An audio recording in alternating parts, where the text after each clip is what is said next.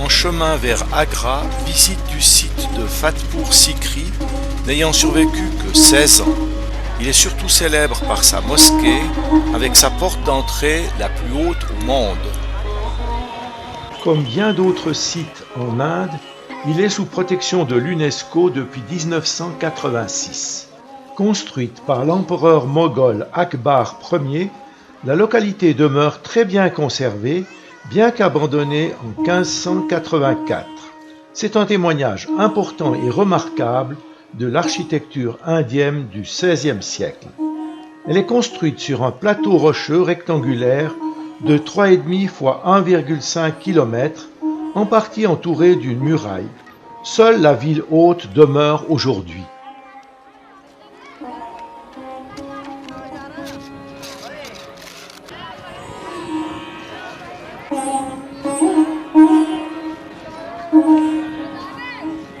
À Fatehpur Sikri, l'autre nom de cette ville, c'est la ville fantôme.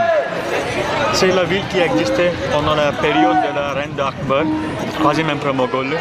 La date de fondation de cette ville, c'est 1569 et ils ont abandonné cette ville en 1585. C'est-à-dire qu'elle a duré quelques 16 années, cette ville. Et après, c'était abandonné complètement. D'accord?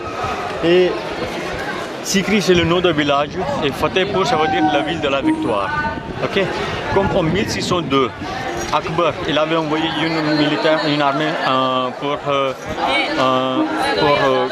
gagner le territoire du Gujarat, d'accord? L'état sud-ouest de l'Inde, juste au-dessus de Rajasthan. Donc, comme ils ont mis en sac ce territoire, c'est devenu l'Empire moghol, l'état de Gujarat. Donc, à la victoire de cette bataille et ce territoire, il avait ajouté cette porte devant cette cité, ça s'appelle la porte de la victoire ou le Buland Darwaja. Depuis le niveau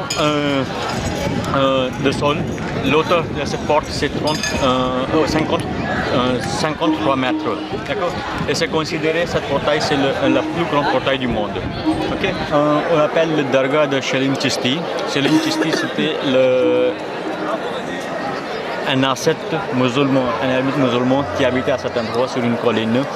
Et comme Akbar, il avait 3 femmes officielle. La première, c'était une femme hindoue, la sœur de Maharaja de Jaipur. D'accord. La deuxième, c'était une femme musulmane, c'était la Turquie, la femme de Turquie. D'accord. On l'appelait la Turquie Sultana. La troisième, c'était une femme chrétienne, c'était une femme portugaise et c'était une fille d'un marchand, d'accord, portugais de Goa, de l'Inde. D'accord. Troisième plus grande mosquée de l'Inde, la cour en question permet d'accueillir 7000 personnes.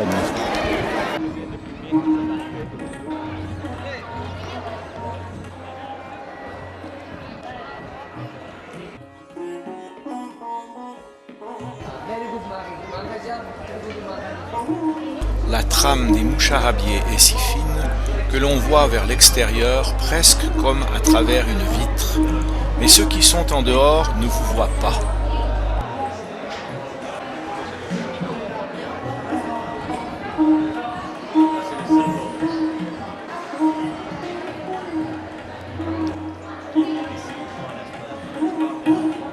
Fil rouge ou jaune noué dans le moucharabier dans le but d'avoir dans l'avenir des enfants.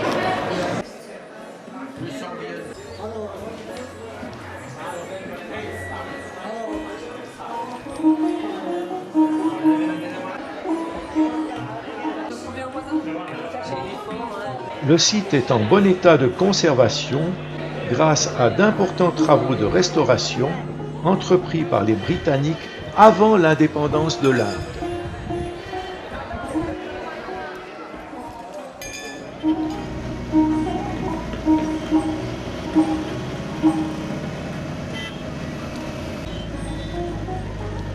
Nous entrons dans les faubourgs d'Agra pour se rendre avant le coucher du soleil au Taj Mahal. Les problèmes de circulation sont les mêmes que dans toutes les autres grandes villes.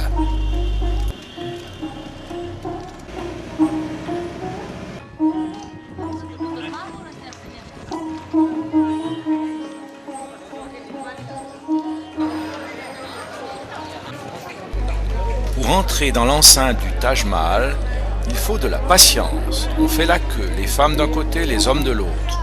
On passe à la fouille corporelle et sous le portique électronique. Dès l'approche du monument principal, les caméras sont interdites.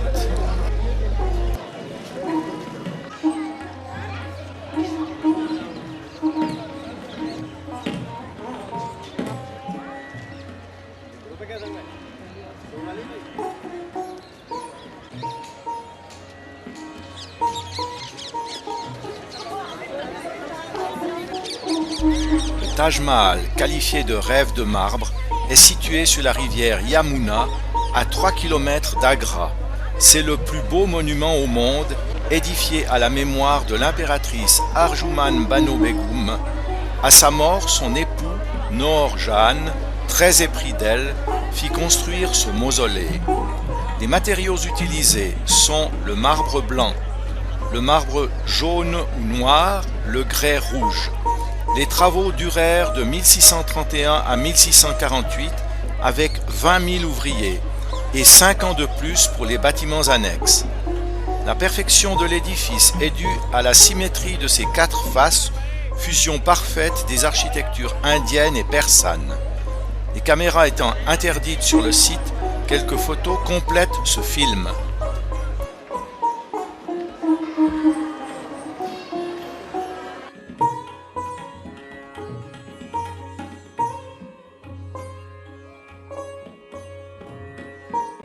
L'hôtel 5 étoiles d'Agra. La fenêtre de la chambre donne sur le Taj Mahal que l'on voit se dessiner dans la brume.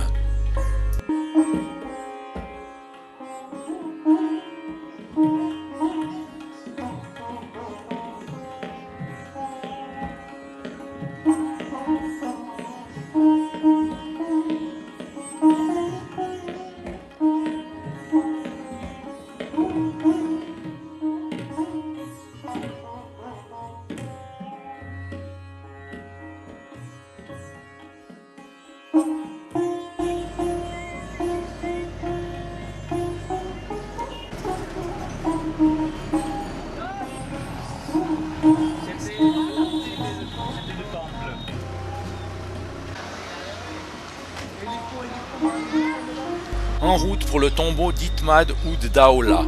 C'est le précurseur du Taj, situé de l'autre côté de la rive du Yamuna. Nombre de ces motifs sont repris lors de la construction du Taj Mahal. Ce mausolée rectangulaire en marbre blanc est situé au centre d'un jardin entouré de 3 côtés, le 4e étant la rive du Yamuna. Les matériaux sont aussi le marbre blanc, le grès rouge et l'or. Les murs sont ornés de versets du Coran, de motifs de cyprès et de vignes, de fioles et de pichets à vin. Au centre se trouve le cénotaphe d'Itmad Oud Daula et de son épouse. Aujourd'hui, cette rivière, c'est très pollué, l'eau n'est pas plus potable, c'est toxique cette eau. D'accord? Vous regardez, c'est tout, partout. D'accord? Ce sont des souvenirs maintenant. Mais pendant la période des Anglais britanniques, c'était les aciéries. Ici, on fabriquait des armes, on fait des outils en acier. Mais comme nous ne sommes pas très loin du Taj Mahal, et le fumée de ces aciéries ou de ces industries, ça faisait noircir le Taj Mahal. Et le marbre, c'est une pierre très délicate, d'accord, très fragile. C'est dur comme ça, c'est costaud, mais à cause de la pollution, des pluies acides, ça s'est pourri la pierre. Donc on trouve des trous, d'accord, c'est poreux. Oui? C'est un tombeau, un mausolée, et le nom de ce mausolée c'est Itmad Oud Daula. Itmad Oud Daula, c'était un poste dans la cour des empereurs moghols, de premier ministre et de trésorier. D'accord?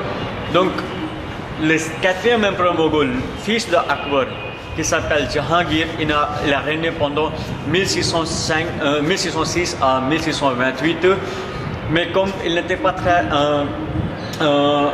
politique, le monsieur, d'accord, il n'était pas très intéressé dans la politique ou sur le trône, donc il a donné le pouvoir à sa femme, Noor Jahan, qui était la fille du premier ministre des Moghols, d'accord.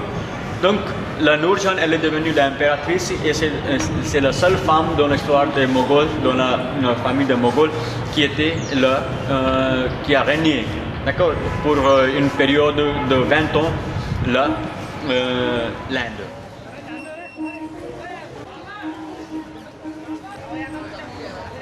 Le lendemain matin, départ pour la visite du fort de grès rouge d'Agra, édifié par le puissant empereur moghol Akbar, puis remanié par ses successeurs pour en faire un vaste musée des différentes tendances et orientations architecturales des souverains moghols. Le fort rouge, c'est le nom à cause de la pierre. Comme la forteresse, les remparts, les palais, tout est construit en grès rouge. Donc, comme ça, on l'appelle le fort rouge. Mais le nom, autrement, c'était le Akbarabad. Comme c'était une ville fondée par Akbar au XVIe siècle, 1556. Donc, ça s'appelait Akbarabad. D'accord? Et comme à cause de la pierre, on l'appelle toujours le fort rouge. Donc, le fort rouge d'Agra. On a deux forts rouges. Fort rouge d'Agra, fort rouge de Delhi. C'était construit par la même dynastie des Moghols. Akbar, c'était le troisième empereur moghol qui avait régné entre 1556 à 1606. Et pendant la période de 50 ans, il avait établi 5 fois sa capitale à plusieurs endroits différents. D'accord? Donc la première capitale d'Akbar, c'était ici à Fort Rouge. Donc ça a duré à peu près 13 ans, 1556 à 1569.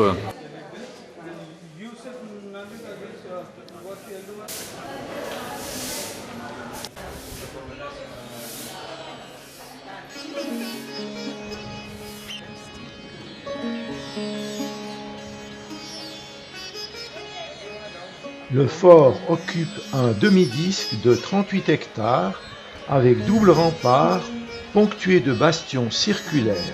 Il y a 4 portes, à l'ouest celle de Delhi. Il a fallu 4000 ouvriers pendant 8 ans pour achever ce monument en 1573.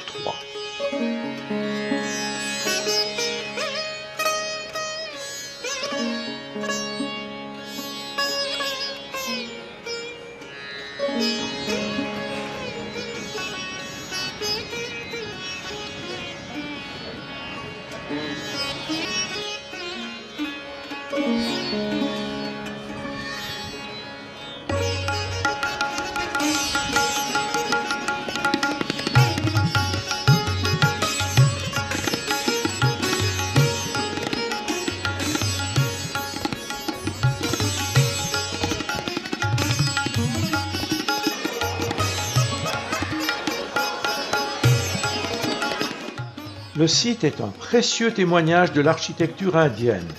Il y a eu plus de 5000 monuments, dont certains ont fait place au palais de marbre blanc. Mais une partie importante des destructions est due aux Britanniques pour ériger des barricades entre 1803 et 1862, période où la colonisation s'intensifie.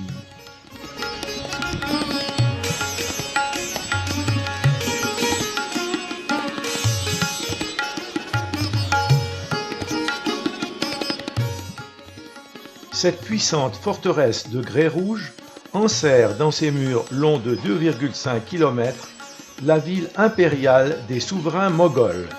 Chaque 15 août, jour de l'indépendance de l'Inde, le Premier ministre hisse le drapeau national et y prononce son discours, suivi d'un spectacle de son et lumière sur le thème de l'histoire moghole.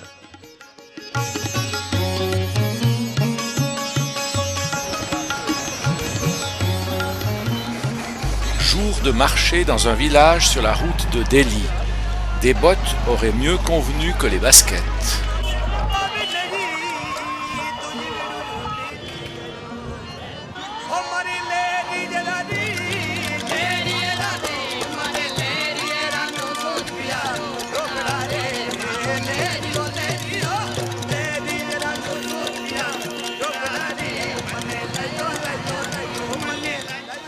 La vannerie est très répandue en Inde, surtout dans les campagnes, pour transporter fruits et légumes.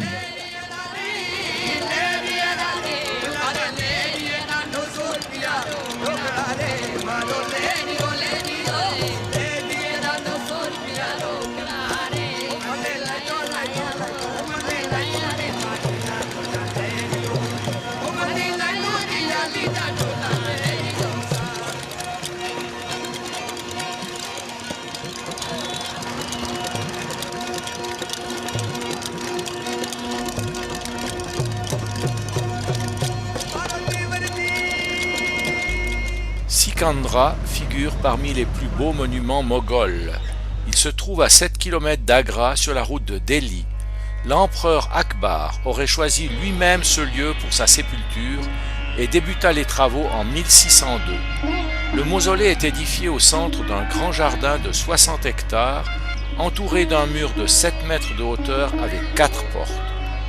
Un magnifique portail en grès rouge est situé du côté sud. Le bâtiment principal a une forme carrée sur 4 étages, 3 en grès rouge et le 4e en marbre blanc. Il est haut de 30 mètres environ. Au centre du mausolée, le tombeau d'Akbar sur une plateforme d'un seul bloc de marbre. Le résultat architectural manque cependant de substance et de volume, de même que d'unité. Akbar, troisième empereur moghol. On a visité le tombeau de Humayun à Delhi. Il y a un autre tombeau de premier empereur, c'est à Kaboul. Après ça, le quatrième empereur Jahangir, il était enterré quelque part à Lahore. Le 5e, il était enterré dans le Taj Mahal. Et le 6e, il était enterré à Aurangabad, quelques 1500 km loin d'Agra. Mais la plupart des tombes qu'on trouve, c'était quelqu'un de fils ou la femme qui avait construit pour le défunt. D'accord? Mais ici, on trouve que ce tombeau d'Akbar, c'était fait construire par Akbar lui-même. D'accord? Avant sa mort, il avait déjà réalisé que son fils, comme il était très gâté, peut-être il ne va pas faire de grand chose pour lui. Donc, pour son enterrement, il avait déjà préparé, d'accord, cette plateforme. Donc, il avait choisi ce site loin du bruit, dans la nature, d'accord, où il y avait une forêt, on trouvait des gazelles, des antilopes, des oiseaux, d'accord, tous les animaux sauvages. Et il avait fait d'abord le mur, d'accord, la muraille. Et ça, c'est le plus large site de l'Inde, d'accord, pour un tombeau. C'est étendu sur 50 hectares. D'accord? 50 hectares, c'est la superficie de ce site et c'est le plus vaste pour un tombeau. Ça, c'est l'entrée du tombeau. Et il avait fait ce tombeau comme la pyramide. D'accord? On considère l'architecture de ce tombeau comme une pyramide. Donc 5 étages qui sont progressivement plus petites, d'accord, selon l'étage, que comme les pyramides. Et la pyramide, c'était aussi une architecture chez les bouddhistes. Donc c'est considéré le style de ce bâtiment, ça c'est inspiré par le bouddhisme et ça c'est la construction pyramidale. D'accord? Et comme dans les pharaons et tout ça, on voit les rois dans l'Égypte qui sont enterrés dans les grottes de pyramides. C'est pareil qu'il avait fait faire une grotte artificielle, d'accord, pour faire la même ambiance d'une pyramide. Et c'est l'entrée. L'entrée, c'est toujours très chic. Comme ça, c'est le tombe d'un empereur, le plus grand. Ça résonne. Ouais. Bravo. Ici. Tu m'entends? Bien sûr. Heureusement, à cette époque, les femmes du harem avaient déjà leur téléphone. Mais parle fort. Il y avait 3 empereurs dans le monde qui sont considérés les plus grands empereurs avec le plus grand royaume, empire. Le premier, c'était Alexandre. D'accord? Alexandre. Deuxième, c'est Ashoka de l'Inde. Troisième, c'est Akbar. Ok? Donc, c'est les 3 rois qui sont des plus importants et les plus grands rois du monde et qui sont considérés les plus grands empereurs du monde avec le plus grand empire.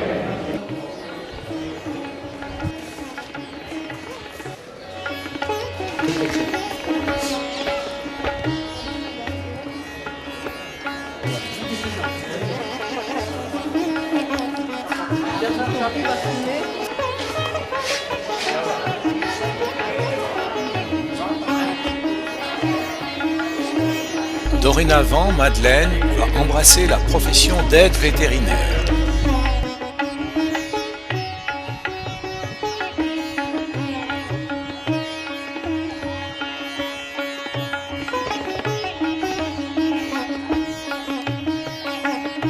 Lorsque 2 mâles s'épouillent, On dit que ça leur prolonge la vie.